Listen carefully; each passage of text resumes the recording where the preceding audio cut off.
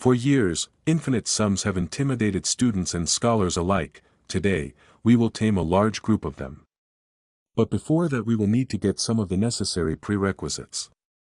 In asymptotic analysis, big O notation is used to describe a function's behavior close to infinity. Roughly speaking, a function f is in O of g if the absolute value of f is less than or equal to some constant times the absolute value of g for all x after some x naught. Let's look at an example. The red line is given by x plus a half, the blue one is some constant times x. Observe that the blue line is always greater than the red one after x equals 2. We can thus conclude that x plus a half is in O of x. Let's look at what the function f should satisfy. The function should be infinitely differentiable, have no branch cuts, only isolated poles at non-integers, and be even. For reasons that will be clear later, a pole at 0 is allowed.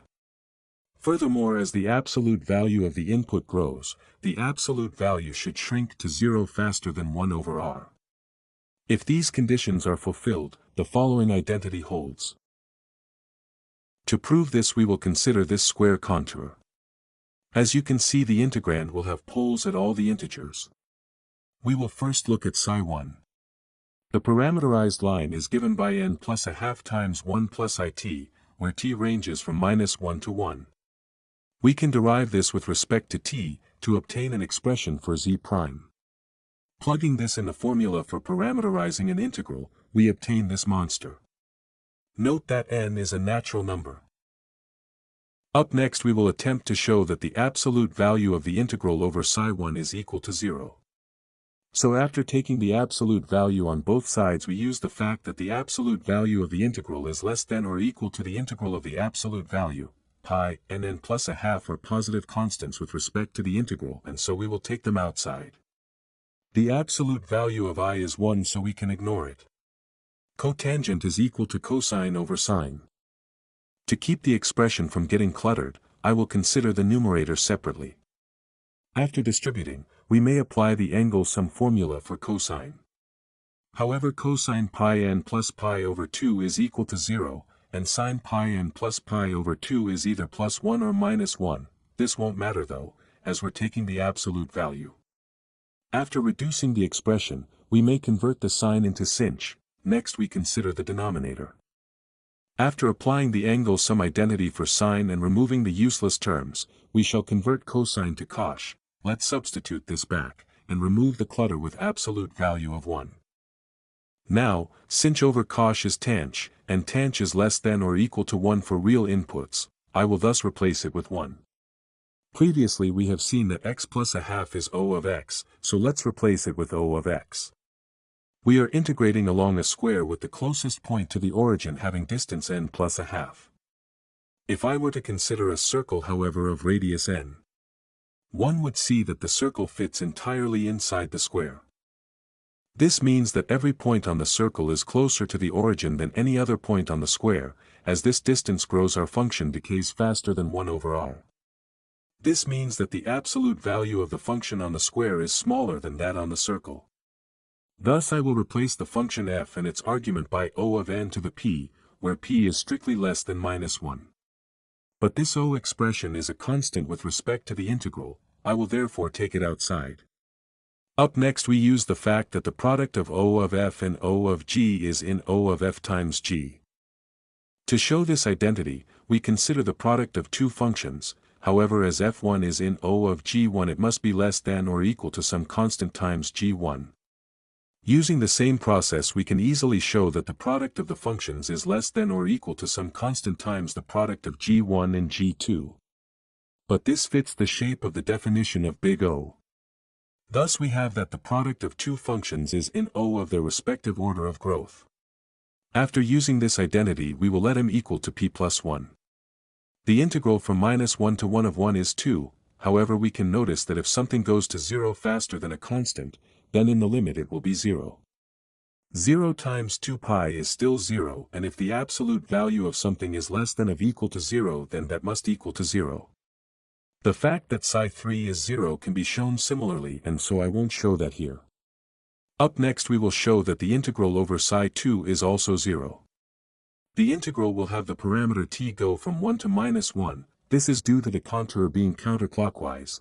When we use the integral inequality, we must adjust this however. We then once again use the n plus a half equals O of n trick. And we will replace our function and its argument by O of n to the p where p is strictly less than -1. Then we let p plus 1 equal m again. But O of n to m is independent of t, and thus a constant with respect to the integral. I will take it outside. Unfortunately, the cotangent won't simplify so easily this time. To keep it from getting too cluttered, I will temporarily let k equal to pi times n plus a half. After distributing the argument of the cotangent, we can apply the angle sum formula for it. After converting the cotangent to coth, we can use the Pythagorean identity to find the magnitude of the numerator and the denominator. Ideally, we'd use an upper bound for the integrand. To do this, we will first consider that tanh squared is less than or equal to coth squared for all real numbers. Then we add cotangent squared kt on both sides, divide by the right-hand side and finally multiply on both sides by coth squared k. When taking the square root, we mustn't forget the absolute value. Et voila, we have a bound, so let's replace the integrand with it. Now that that's over, I'll resubstitute k. Since the integrand is independent of t, we have the integrand times the integral from -1 to 1 of 1, which is 2. Let's break up the limit. Coth goes to 1 as n increases and the other limit to 0. We now have that the integral over psi 2 is also 0. Showing that the integral over psi 4 is 0 can be done similarly. Previously you have seen that odd pi cotangent pi z term in front of our function. To understand its purpose, we need to look at the residues at the non-zero integers. Since we only have simple poles, the formula is easy to evaluate. I will break up the cotangent and separate the troublesome sine pi z term from the rest. Next up, we have a 0 divided by 0 situation, and so it's time for L'Hopital's rule. The limit simplifies to f of k. We are in the final stretch. Previously we have shown that the integral around the contour is 0. But due to the residue theorem, this should be equal to the sum of the residues inside the contour. Let's break this term up into the sum of residues at non-zero integers, the residue at 0 and the sum of the residues at other poles f might have. I'll move the first term to the other side and break it up once again. The sum over negative numbers is equal to the sum over the positive numbers, as we chose f to be even. Finally, we divide both sides by 2. Let us look at an application, calculating Riemann zeta for even numbers. The function f is z to the power of -2n. It has no poles except at 0, is even, etc. We only need to calculate the residue at 0, where we have a pole of order 2n plus 1, so we use the formula for higher order residues. After some algebra, we stumble on this high-order derivative. Due to time concerns, I will consider the expansion of pi cotangent pi z.